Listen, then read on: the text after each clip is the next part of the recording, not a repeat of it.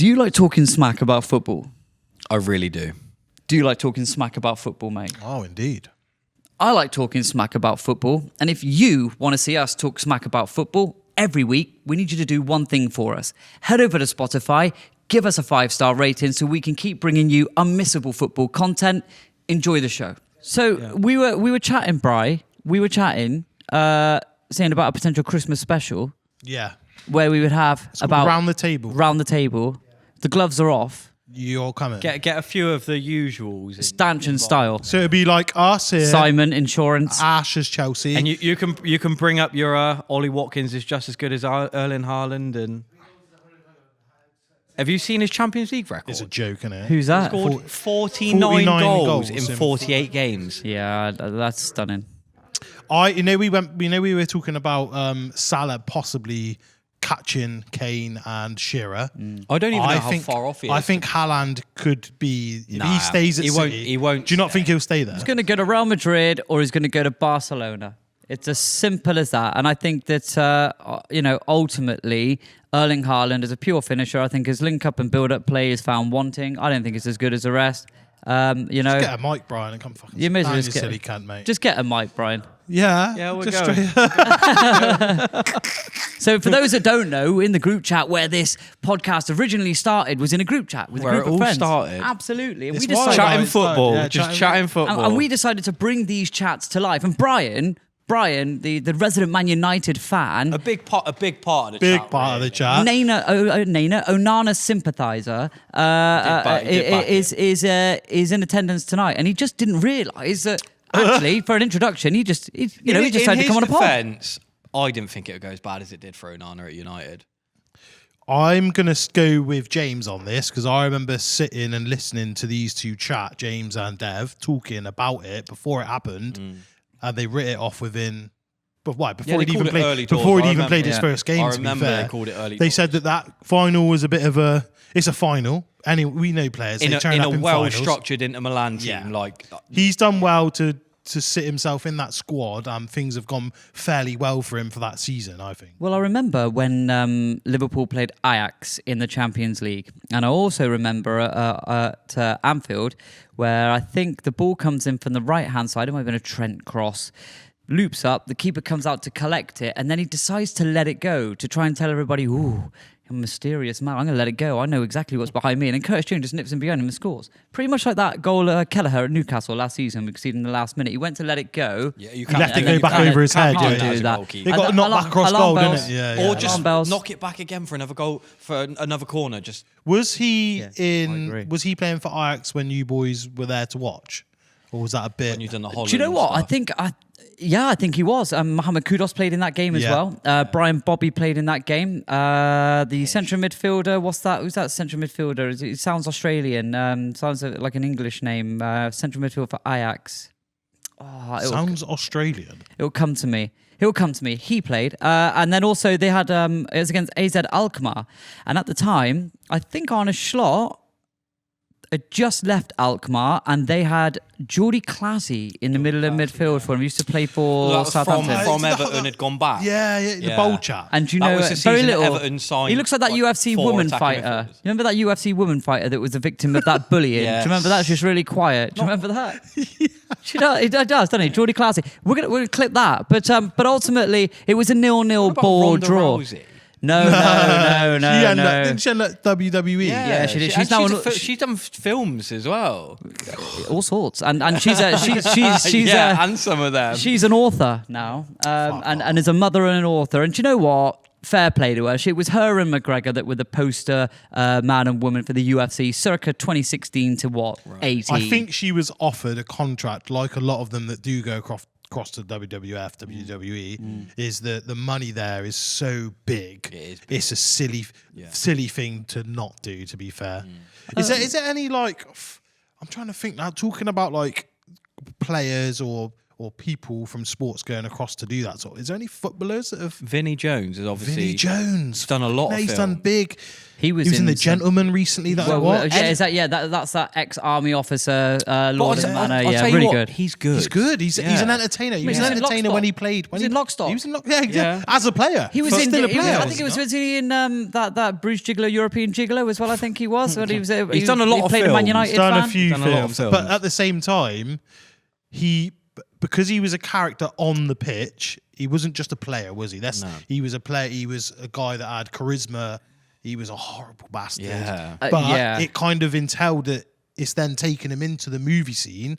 And if anything, if you're a young kid now watching these films and watching the Gentleman TV series, they're probably thinking he's an actor. He's not a football player. Well, There will be a lot of kids that won't know even him though he as a played player. football. They won't know about the Wimbledon days. You know, he's been through a lot of tragedy as well. His wife died in the last few years, and he obviously, and anybody, if any family member passes away, sadly, it takes a huge toll. And for Vinny then to come back so successfully in The Gentleman and really portray that actor extremely well. But also, it's a good subject to bring up. Actually, just touching on the past and 90s football. Our next episode is obviously around the 90s. But what about hard men in the 90s? And Vinnie Jones is what I would class as a bona fide hard man. And I remember looking at his, like, on YouTube, his harshest tackles. He goes in on Roy Keane.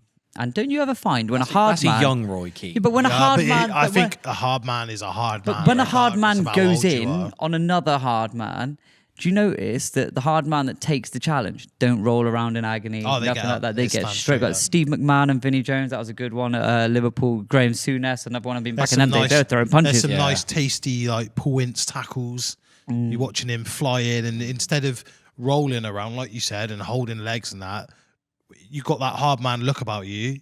Regardless of how much it's fucking hurting, you stand up, and you just get the fuck because that on with it. reputation's one of your biggest traits. 100%. Yeah. Well, I got a theory on some 90s football. I got a theory on left backs. Okay, and you can say this is a mad theory, but I believe for every class, wonderful human left back, there is an absolute knob. So Dennis Irwin. Sorry. It's like the butterfly effect in left back style. Okay, for every good world class left back, like model professional, there's an equally as knobbish counterpart. So, for instance, I'm saying Dennis Irwin. Okay, model professional. Okay, for Man United, never in any trouble. But then you could also look at Michael Bull. Yeah, absolute. You know, or then you can go again and you could have a look at a left back who's really respected. So someone like Steve Staunton, okay, and then you could have, and you could then have a look at Ben Thatcher. So your theory is that you're going with let's say we had the angel on one shoulder and the devil on the other shoulder of left backs. Yeah, but you know, Graham Lasso, always involved in something, wasn't he? some sort of like naughtiness. You know, I'm in a mood with left backs at the moment. Yeah, I'm not happy with them. You know, that's what Kirkes has done. That's Kirkes. Diving Kirkes has killed you. He took him off after at his 37-minute performance. Yeah. The thing is, I've looking through. I could see feeds- him getting sent off, though. Well, this is the thing. Looking through the feeds, and I've noticed that when I look through my Twitter and I look at the comments that are coming in, raw comments, we're talking straight as that either the game's happening, because I do like to scroll as I'm watching, or straight after the game, you'll see I've seen wild comments, and I'm thinking, come on, like, have a day off. That's always going to But at the same time, a realist fan, like, I'm not a Liverpool fan, but I'll watch all football. It doesn't bother me. I'm sat there. I've watched him dive. 2 minutes later, I've watched him make a late tackle, and then later on, I've watched him. I wouldn't say it was a shit tackle. It's a nudge, and I think the player that's gone down has gone, well, you're on your second foul here, bud. Yeah. And I think Slot, smart move, has gone, right, get the fuck off the pitch. It's not a case of you've been shit. It's we can't afford to get you red carded. It's not the first time we've seen a manager drag a player when they've made that second challenge after being on a yellow card, and the manager said, you're lucky to even be on a pitch. Drag him off now before he has another, like anything. Because you know that next challenge, he's gone. He's gone. And the referee has no choice. He's not bad. No, it's not because he's a bad player. If you sit there and you believe, it's good. It's good comments, management, isn't it? It is good management. And you know, he wasn't having a good game, was he? I'm not taking anything away from the player he is, because he's a good player. We saw it last You season. can't go through your career every game being fucking Brilliant mint. every game. You can't do it. There's not many players that are capable of being... The view from the fan base is a case of, okay, cool. There's a lot of people that have signed for the football club. You look at Florian Wirtz, for instance. He is taking time to adjust. There's no two ways about it. He's showing glimpses. There was glimpses in the Champions League match against Atletico Madrid the other night. Against Atleti, he turned it on a bit, and I think, but also with Kurakes, well, yeah, he doesn't mind taking him off, but look at the replacement. Yeah. This is another thing we said last week about the new Liverpool depth. You're not going to complain if Kurakes has come off. Coming. Oh no, what a shame! I know, and I'm not being funny. Within 30 seconds, he scored. Yeah, impact. Yeah. He's also then got. Yeah, it's made that Kurakes signing has made Robinson a better player, because last season he was not that. Did he not? He's picked up the captaincy, the vice captaincy now, has he? Robertson has. I mean, the squad, like we were discussing on the previous podcast, the squad is full of leaders and captains. I think Robertson's the captain of Scotland, Soboslai's the captain of Hungary, Salah is the captain of Egypt, Konate is now the captain of France, Van Dijk is the captain of Holland, Alisson has been the captain of Brazil. You've got, Salah, Egypt. We said Isaac. Do you know, is he the captain? No, he's not. But I see where you're coming from. You've got a whole squad. Endo's the captain of Japan. But what I will say is nobody's having that captain's armband off Van Dijk. There's not a game that he doesn't play. So well, it would have been Trent originally, wouldn't it? Yeah, but being vice captain leave. to Van Dijk, you're not really going to get the opportunity to. He plays too many minutes. It's not like you said. He's still the captain of Scotland, so. Well, someone's got to be. Fuck. Yeah, not that really means too much. Right? You know, that's Scotland for you. One of my greatest England away days was sat in that end when they gave us a piddly little allocation of only 2,500 for the centenary match at Scotland. I travelled up there with a plane at 7:30 in the morning. I was on the waiting list for a ticket. I got the ticket. I travelled up on a plane on an EasyJet. Dropped me off about 7 a.m. in Glasgow. I went to visit an old football stadium called Cathkin Park, which was abandoned, and I wrote about it for an article for 9 magazine. You should buy it now online. Very good. And also I then went into Hampden, run down, and it was they hate us. They absolutely fucking hate us. So when we won 3-1, you know, and Robertson made a mistake in that game, actually, passed the ball pretty much to Jude, who did Jude things, and we were fantastic. We're on another level. I want to go back there, actually. Quickly on your England travels, and I know one day in the future we will get a full episode of internationals. Obviously, we've all been to a few international games, and your away days alone, I think we could make a nice little setup and just talk to you. But going back to Jude, and I do want to bring Jude up because you're going to say that we're a better team without him. No. I've seen a lot of people saying that. I want to know. I don't know if anyone's recently seen or has been looking at the media from abroad. There's this real big story about the dad being a big hater of the English media. I would be. So I would be. If he's come out, and I've seen a few people on TalkSport have come out about it. There's a few boys online, and there's a few pieces that are out there at the moment that are saying that apparently he's told both Jude and Job to stay as far away as possible. And I don't blame him one bit, because we've seen it like you're talking. You look back 20 years, it's killed England. I get where you're coming from, but for those I'm not saying we deserve to win stuff, because I honestly think we've been overrated a lot over the years. When you look at the players that we've said, like Jack Wilshere, he's the next big thing. When you're talking we're not talking his about ankles are made of Pringles. No, but even then, I'm talking the way he's basically saying is that he doesn't want them to talk to us. Yeah, he's kind of saying that stay away from them. I don't hate it. Well, I know his dad's. I know his dad's a bit of a character. I know his dad played at a decent level himself, actually, and I think his dad's. I don't want any legal action or anything. By all accounts, is a real football man. But I think in terms of what you were saying about the media and England, I think after the debacle in 2016, the media laid off of us. We went into the 2018 World Cup with no real pressure on us whatsoever in Russia. We nearly won the thing. Let's be honest. And I think if it, tactical naivety, inexperience cost us, and then. Yeah. The next 3 tournaments after that, I mean, come on, final, lost to the eventual finalist France, unluckily 2-1 with a missed penalty. Then another final. I think the media have been good with England. I remember when I was growing up. I mean, yeah, the but media was terrible. I know. back to, Okay, like, but Hank when Beckham things are going videos. when things are going bad, you look at Beckham, right? Yeah. The media almost fucking killed that bloke. Like they were at him after that game. That they made it so much. I just worse for believe. him. I think what I've seen of Jude and the way he personally has dealt with the media, I just think. But it's I great. think he's above that. I think he's big. But this is what I'm saying. And But he if it brings went everything he says, when bad, he talks is, I is worry unreal. about whether you can shoot me down here, and there's a lot of people who I follow England home and away with that may go, James, what are you saying? But do you not think that sometimes that it can come across a bit cocky? I Do you think know what I there's mean? a Like, I just think that- I but think no, there's I'm a not fine saying line that. It's a between fine line, yeah, like- arrogance Yeah. I don't and quality. dislike him, I but- think to be the best, you have to think you're the best. You are. Yeah, but You've I've got to heard- be I the mean, best. someone told me the other day. Someone told me that in the dressing room that there's a bit of friction in there when he's around. Now I don't That's want to the- believe that. No, yeah? I don't- But I don't I would like just that. play him behind Kane. Just play him behind Kane in a free role. Who the fuck is getting that information to put it out there?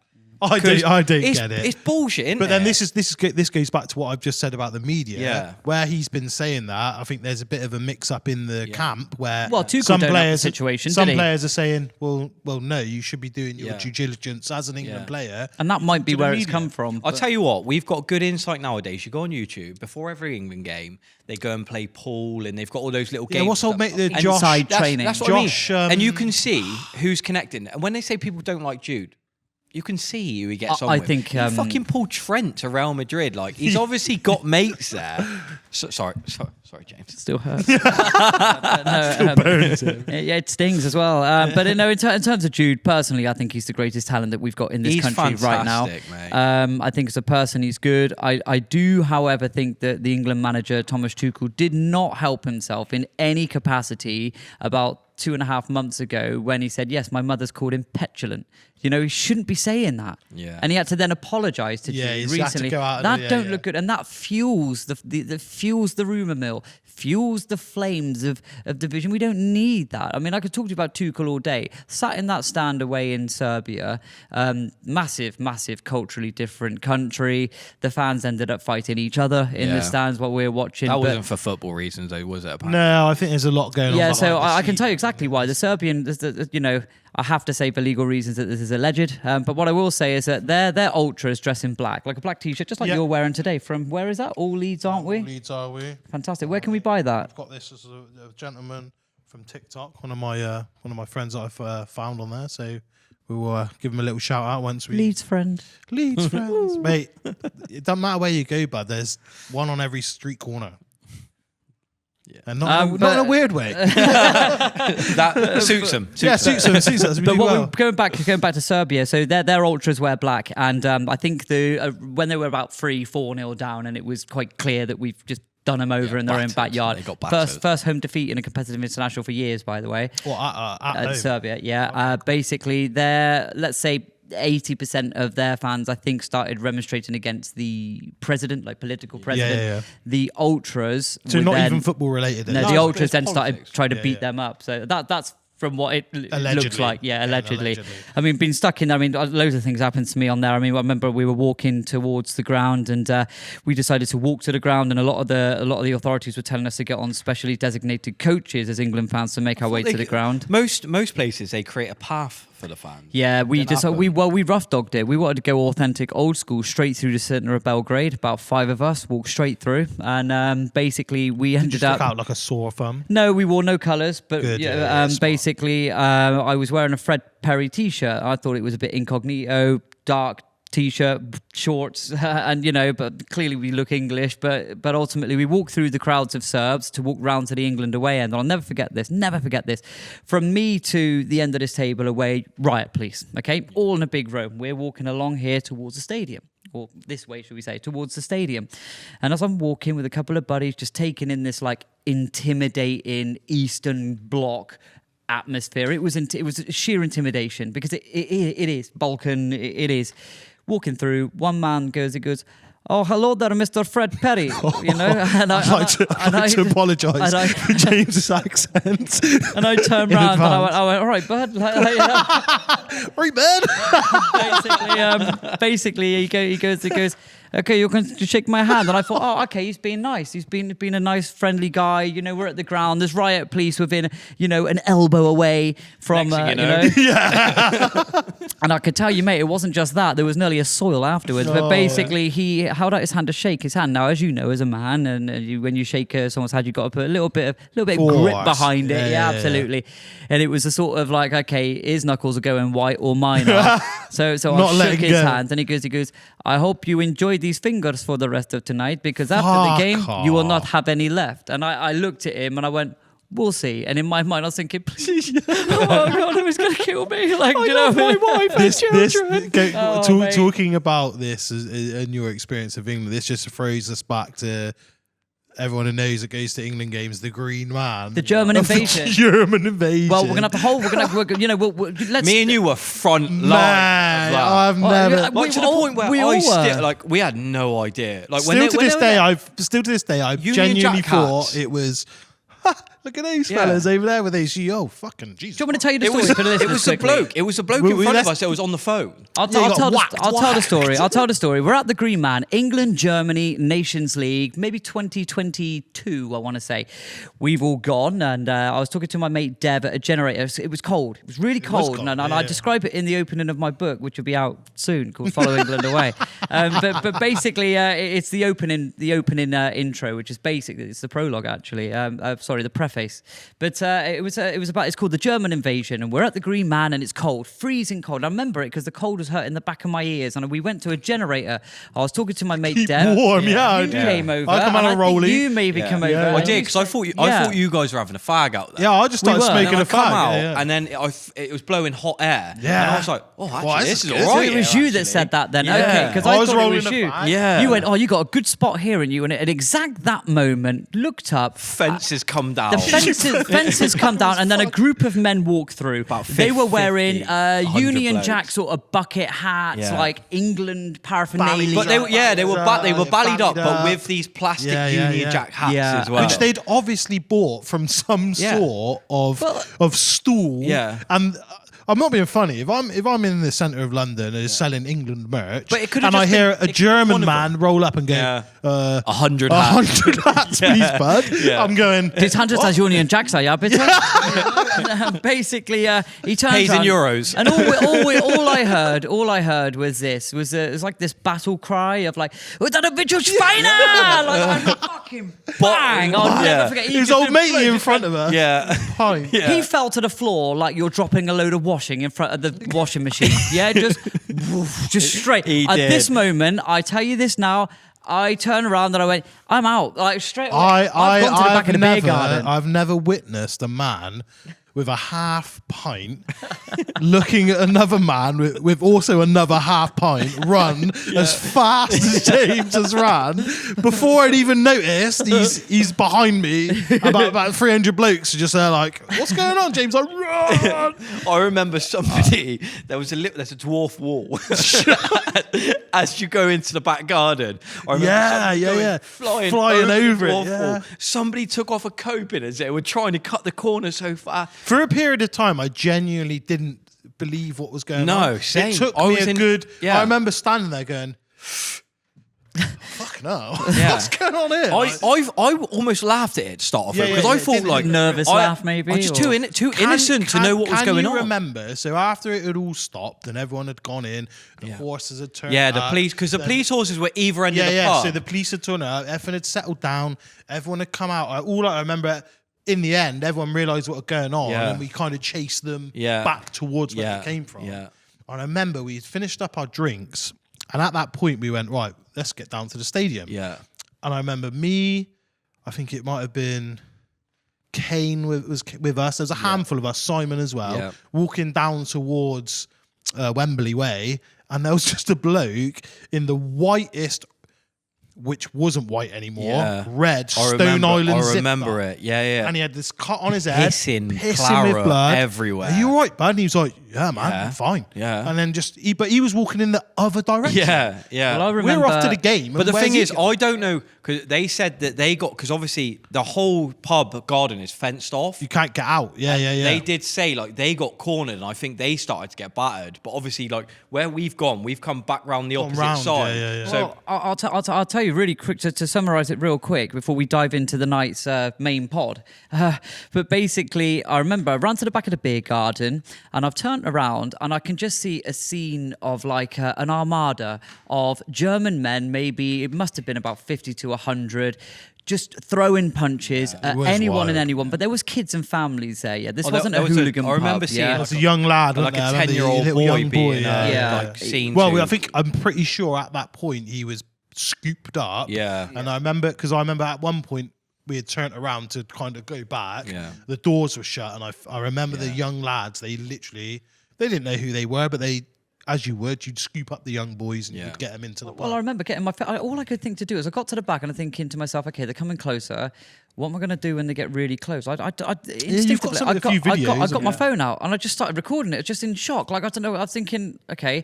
But I went to the match with who I used to work with, a man at the time called Martin Brewer. Okay? I remember this. He was with his old man. And he's around, his dad was and about 86 There was years a old. bench in the middle of everything going on, and he was there with his old man. With his old man, He wasn't that able, really, was he? No, so his dad was about he 86 was just years old. parked So the whole time. So what happened was this: as I was walking through, stepping over bodies and just carnage. It was. I remember looking down at the floor, seeing Martin. Now he's a man of God. Okay, he's a deeply religious man, a wonderful, kind human being. Wouldn't even ever swear at anybody. Okay, he's on the floor on his hands and knees looking for his glasses. Right, and I was thinking, I went, Mark, you all right? He goes, yeah. He goes, have you seen Dad? And I went, oh fuck, like, you know. And I've looked around and his dad on the floor like this. Just motionless, and I thought the thought went through my mind again. It's in the book where I elaborate more. The thought that, you know, you get that feeling in the pit of your stomach, and you think, "Oh shit, he's in trouble here." And I'll never forget it. Do you remember Tyson Fury against Deontay Wilder? Do you know what I mean? When he goes, we can laugh about this. Yeah, you can. Absolutely. Well, he's alive because he was fine. Nothing happened to him. Happen. But I know what you mean. And he back from the dead. Up, and he turns around, and I said, Dave, that was his name. Yeah, I said, that was I said, you're right, Dave. He goes, yeah, I'm fine. And he stood up and he goes, I've been through much worse than that. It's cleaving through the wall. But I looked at Martin. I looked at Mark, bless him. I really mean bless him. And I said, Martin, anybody asks, all right, you fell. All right. And basically, he looked at me. He said, yeah, it's absolutely fine. Just rubbing his. You do realise to this day his wife believes he fell. What she now knows is that 500 million Germans came over and done him in. Yeah, That's what they I did. pretend. I remember. With him. I think Interpol caught up with him. I remember, like, because most of us come out unscathed. Yeah. We laughed about it at the game, and then after the game we looked at the news, and it blew up. It did blow up. Should have saw my video. Also, one thing I didn't say, I remember one of them having a big old machete at the front. Yeah, because that was. I think it wasn't just blokes fighting. There was weapons. I think that was what I'm pretty sure. I want to say it wasn't BBC, but some sort of news. Talksport did a lot on it. That was the first thing that they had. Yeah. Well, the Green Man for the last 60 odd years. It's renowned for rivalry. But it's never really been attacked. No one's got there. Yeah. But then again, the Germans didn't take that pub. There was a roar that went up, and then they got ran back out the pub. They did not take the pub. From what I heard was obviously there was a police horse. It's really well policed. Either side, both sides. But there's a block of houses. They come through they've just alleyway. flattened. And the thing is how did they know that? And that's a question for someone else. But let's because it was all to do with the last time we played them was we beat them in Germany. No, when Muller missed that really good chance in the Euros, when we beat them in the Euros, it was all stemmed from that. Because only one bloke got arrested from all of that. Wild. Shouts is a brand new football prediction game. Predict the scorelines and goal scorers to earn incredible points. Compete against your mates in mini leagues and across the world on the global scene. Best of all, it's free to play. And now with an incredible £1,000 cash prize on offer, it's the right time to download from the App Store. Now that's a shout. Man United, right now, in my opinion, are an absolute abomination. What do you think to their squad? Do you reckon that squad is capable of better than All right, they're doing? okay. Let's deep dive into that squad. So let's talk goalies. Yeah, is the depth in the squad, starting from the goalies, good enough to be, like I said in the last pod? When are we going to stop talking about being Manchester United? Yeah. When are we going to stop doing that? Do you know how bad it is, mate? In my opinion, when Onana was failing, the Turkish boy was having a difficult time. They hadn't signed Lemon, yeah. Lemon, yes, Lemon. Cheers, Bri. But I would have put in Tom Heaton. No, disagree. Good shout. Brian's going. I would have put in Tom Heaton, and I think goalkeeping wise, that's a big cross. Let's move on. Right backs. I think they're okay Well, because what are they they- got what- Mazraoui and Dallo. That's two. decent- Dallo, I like Dallo, but I do not like him in that system.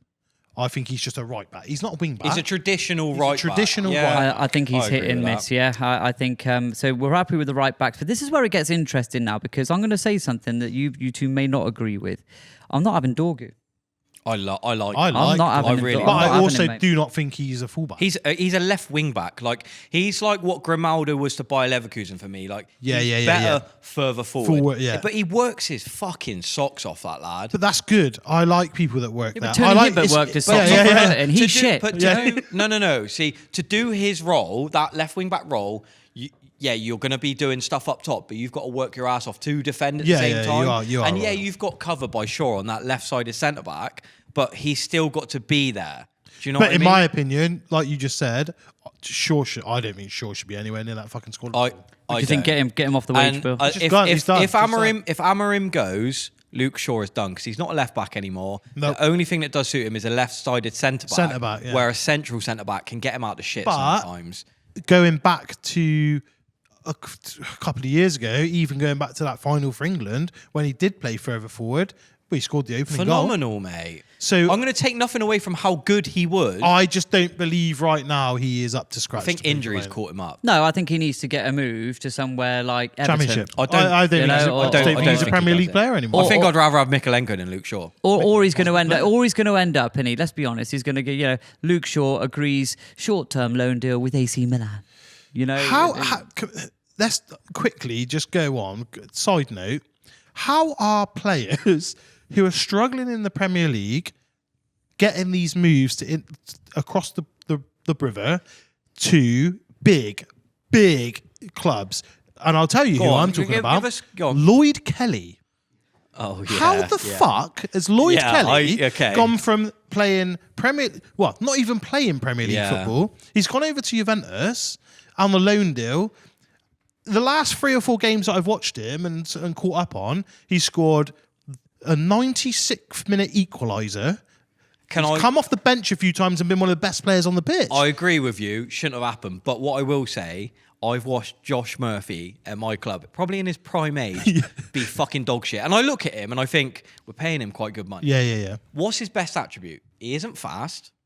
He isn't good at shooting. He can't fucking dribble. Doesn't defend. I'm thinking, I don't want him. And I watched him go to Newcastle last season. Unfucking But believable. didn't Max Aarons has just got a move Yeah. abroad as well? But then I he's feel like playing Max abroad Aaron should now. have had a move 5 years ago. to Yeah, a and different club. he never He moved. never did. He never So moved. You know subconsciously it's there. Do you know? Yeah. Well, I think this is it's, Lloyd Kelly's it's different 'cause nothing, it's never been there. But Yeah, it's, I don't- it's it was nothing wild. new. Yeah. It's nothing new. We've seen it before. West Ham had a right winger called Julian Forbert, who back in the early noughties, bang average, played all the way down the right side. Do you know where he ended up, mate? Real Madrid on loan. Thomas Gravison, Everton, another one. Gravison is a wild. Choupo-Moting was another one. Yeah, well, he had a did wild twice. career. Yeah, You know, he had a PSG, backwards Bayern. career, didn't he? Yeah. He was absolutely. Bayern Munich. Yeah. Where else? PSG. Yeah. Ajax. Yeah. From Stoke. From and Stoke, yeah, and now But then he's Mark is Hughes he is not in his MLS? I think I'm not sure Yeah, I he think is he is. now. But I think MLS. Mark Hughes, the ex-Stoke manager, I think is doing. I'd say he is us on Football Manager for negotiating deals. They had Bojan, they had Heze, when he was Shaqiri, different. Zuma. Was he at Yeah, City when yeah. like, who did they buy in? You on Well, about Man Sparky? City. I was Man on about City? Sparky at Stoke. Oh, sorry. I was going to Yeah, say, if you're talking Man City, he was really he was hard done by at Man City, Sparky. Well, Yeah. I think he was a victim of the look. We're new owners. It's money, he brought isn't it? in Robinho. He didn't know how to handle Robinho, that's exactly didn't he? what I mean. He bought in Robinho. Yeah, he was working with Alano. Robinho did believe that he was playing for Man United. Yeah. Yes, he did, yeah. absolutely. Imagine that turning up, and all you hear is "You gotta roll Yeah, with he's it." like, You'd be like, "What the hell's going on here?" I did the Oasis soup, isn't it? It's a You fucking can I'm roll pretty with sure it. if you pull up the photo of him signing for City, he's kind of looking at this shirt like, what the? I swear it's fucking red. It's a theatre of dreams, a Yeah, theatre yeah. of screams Yeah, he's here a at the what was it called? It wasn't the Etihad then. It was called Main Road? it was in between that. It was called the the Commonwealth Stadium, I think it was. Oh, or in something. between Main Road Yeah, absolutely. and because they Etihad. got the ground for free. Yeah. Never forget that, my Man City fans. But that's true. But not like Right, Man United. going back- They also want it Going for free. back to United then, for the back four. Centre backs, Harry Maguire, keep him for a bit. And I've realised, and I have seen a few of the comments that were made on some of our videos and TikToks that we missed out Euro. And Martinez. Delit as well. And Martinez and Delit. Yeah.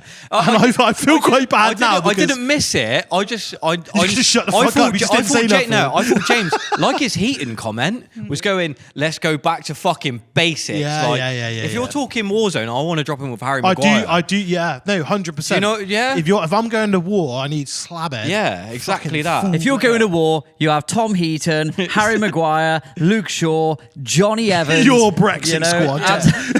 Sean Brexit Dyche. means Brexit. In the middle there, Casemiro. Absolutely. Mason Mount. But no, this is what I'm saying. That squad is good. They're good players. Really good players. Like I know you mentioned Maguire, but I put Euro and Delit above him now. Yeah, I not think Delit- taking. Do you play though? If Brian, are you playing Martinez? Yes. You would start him over both centre halves if he was fully fit. Delit starts. Delit starts. Yeah, But then I think agree. Euro, He's the best. I like Euro. Lenny Yoro looks like that kid out The Simpsons that's always fucking ill. You're Ralph Wiggins. When you look, no, not Ralph. It's just a kid, curly hair, really white. always like, You will find that he's always like that. When I look at Yenny Loro, he looks like the sort of person that's got that white shit in the corner of his mouth. needs to drink milk. Calcium issue or something. Oh God, yeah, I think that. But look, Lenny Yoro fans out there, I'm sure he's a great defender. I rate him. I think that for his age, he's what, Gomez. 19 years Ben old? Gomez. Is he 19 years old? Better than 19, Joe 20? Gomez. Well, yeah, that's fine. But Joe Gomez has played at the upper echelons at the top of the English game now for well over 12 to 13 years. And fair play Few to him. titles. As a backup. £2.3 million bargain. How much was Jono? As a backup. 30? I will say that Euro stat Euro about class. Prem wins is bad. He's beat that already. Burnley. Burnley. That's gone. That's Set gone. to be relegated, and then it That's goes gone. That's back gone, to isn't it? as it was. That's stats I will back our resident voice into the room here and say that Burnley's, in the words of Steve McLaren, Here we go. Burnley's a very Excuse me? difficult game. Did you beat him with a penalty? Was it? Look, did we win? You You know, penalty. Hey, 3 That's points. worse. 3 points. Yeah, so I Got 3 think goals against them. in terms of United, look, in terms of the defence, I think we're clear. If you're going into the transfer market as a manager, you've got to give Lemon a chance. Yeah. But obviously, or Lemons, sorry, I'll just call him a Lemon. It's No, just, dude. it's, yeah. But I think if that goes wrong, Do you know what? they I hope he should have does got well. Donnarumma. I hope he does well because I feel for some of those goalkeepers now. That's a lonely place. I don't feel for any Man United goalkeepers But at what the moment. To be fair, I don't really okay. feel for any goalkeeper. Yeah. Do you not? No. I do. Well, I because do- I do they're a like different Alisson. breed. They're just a I different thought Meslier. They are. I'm gonna give a little shout out, and you'll agree with me on this one. Sam Tucker, our resident goalkeeper at Dilton Marsh, he's a fucking header. Yeah. And we all know what their goalkeepers are like. Max maybe a little bit, not so much. He might he thinks he's an outfield player. So just to quickly get on topic, because the time's ticking on this podcast as well. We learned the lesson from the first one where we're going to try and shorten these a little bit. In terms of Manchester United, if we're going to head into the transfer market, if we were to take over as manager tomorrow, you give Lemons a chance, you get rid of Shaw, you would then finally get rid of Heaven, and you get rid of Johnny Evans. Has he gone already? Evans is gone, I believe. Yeah, Right, yeah, good. he's great Okay, manager. so you keep the two right backs, persevere. You bring in a left back, keep that as it is, into the midfield. And this is a really interesting debate at the moment now. This in the is midfield. the Man United's biggest. This is the biggest debate at United. This is a conversation I have in the work van with a resident and Man I don't United fan. think it's the lack of good midfielders, I think it's a system with midfielders at the moment. Because the quality's there. You cannot tell me that Bruno is not good. He is unreal. His numbers do. He's already numbers got the most chances created in the Prem. And this is what I think. But from that deep. And Casemiro, yeah, he's had his patches where he's been shit. He's not shit. No, I don't. He's a good enough Look player. at his trophy cabinet. Good enough player to play. He's a good enough player to play for Man United right now. There's not. Mason Mount's had a great start as well for United. Player. I think he's been real good for United. Great player, wonderful attitude. Who are we talking about? Oh, Bruno Fernandes. Yeah, great attitude. No. But if for anybody else, if I'm in the Premier League and you said, "Here's Bruno," you're going fucking sound. Yeah. Look, it's indisputable. He does create a lot of chances. Where I believe he falls over, it's up here. Up here, yeah. I think there's a The screw. walk in, the They say all all geniuses are flawed, right? Brian's throwing his hands in the air. But He's going, when we're no, looking, no, what do we think of Man Utd? Shit.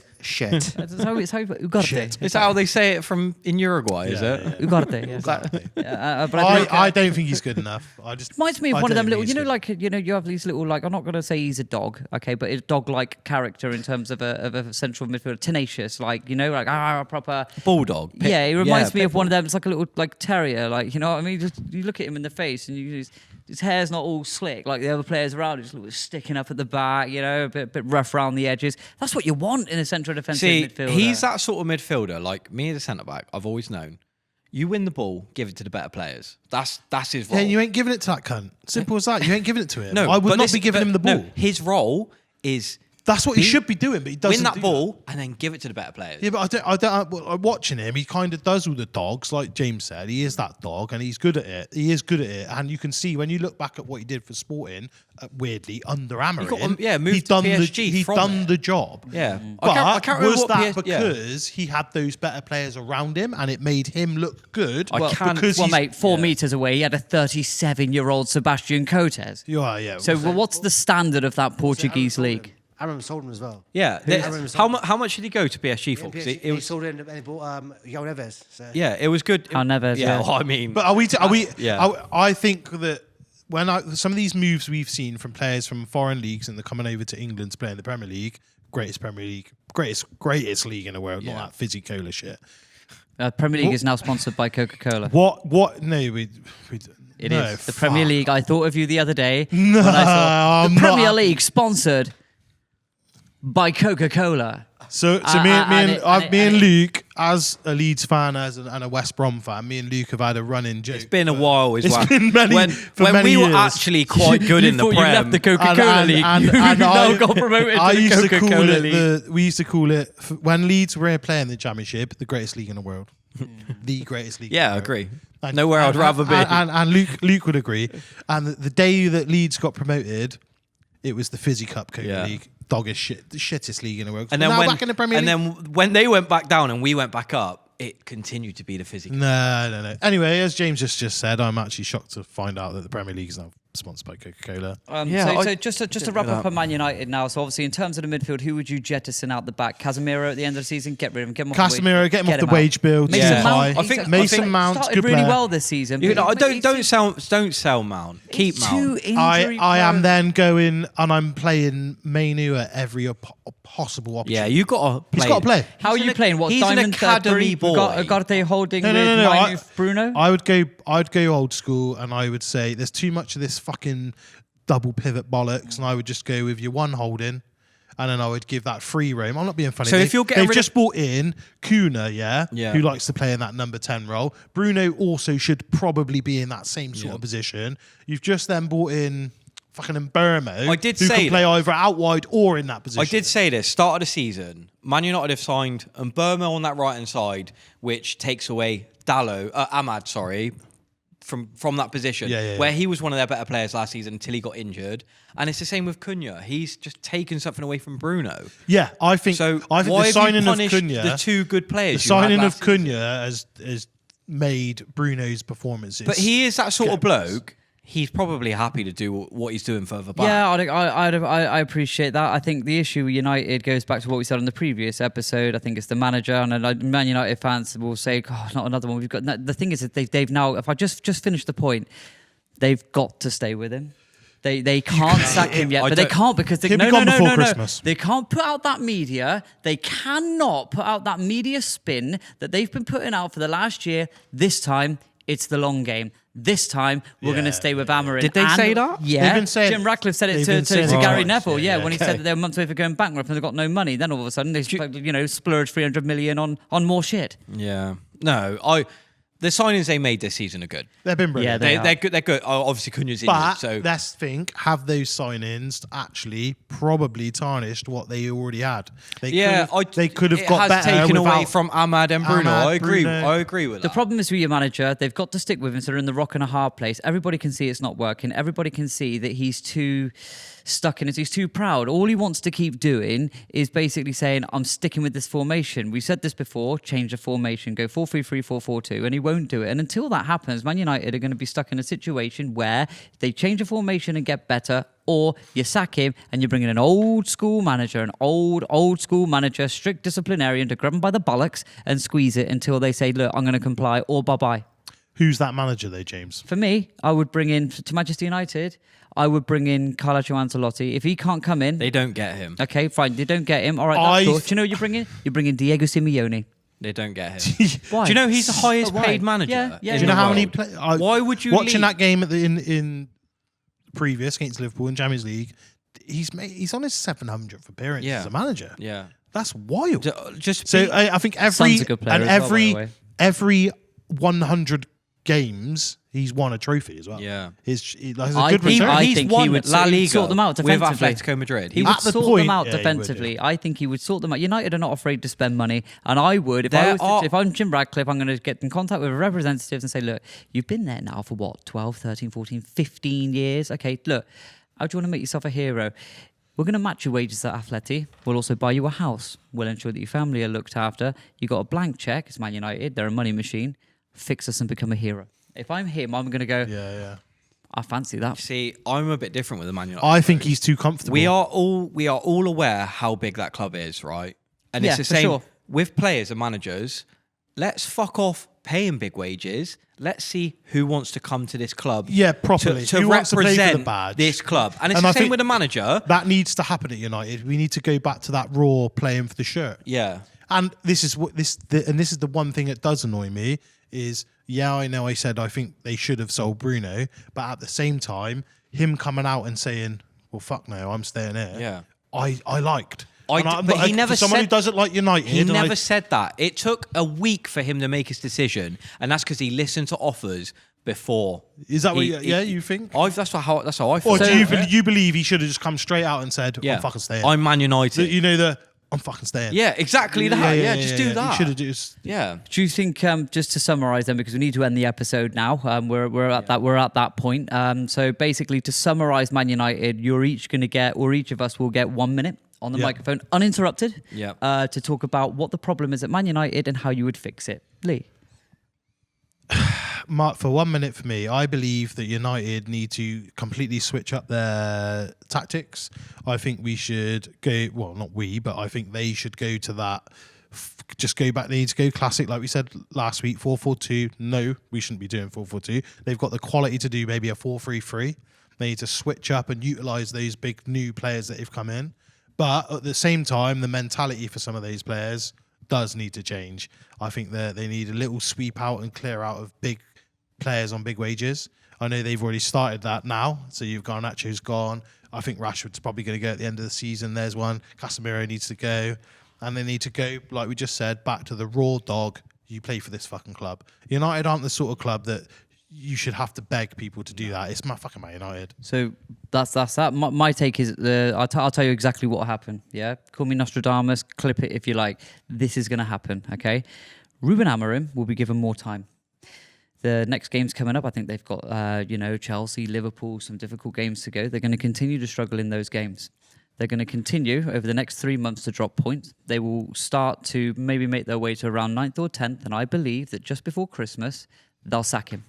I think they could sack him in two places. They will sack him just before Christmas or in the next international break. They'll sack him. The next manager that comes in, mark my words, will be the manager that sorts it out once and for all. They've almost started to get rid of almost all the dead wood. Your Marcus Rashfords are going out. Jadon Sancho. They need to now move on Casemiro. They got rid of Onana. They're doing the right things. They're removing the felt from the dartboard to replace it. Mark my words, Amorim will go before Christmas. The new man will come in and they will be back up there fighting it out with the rest of us. That's what's going to happen with Man United. That's boring though, isn't it?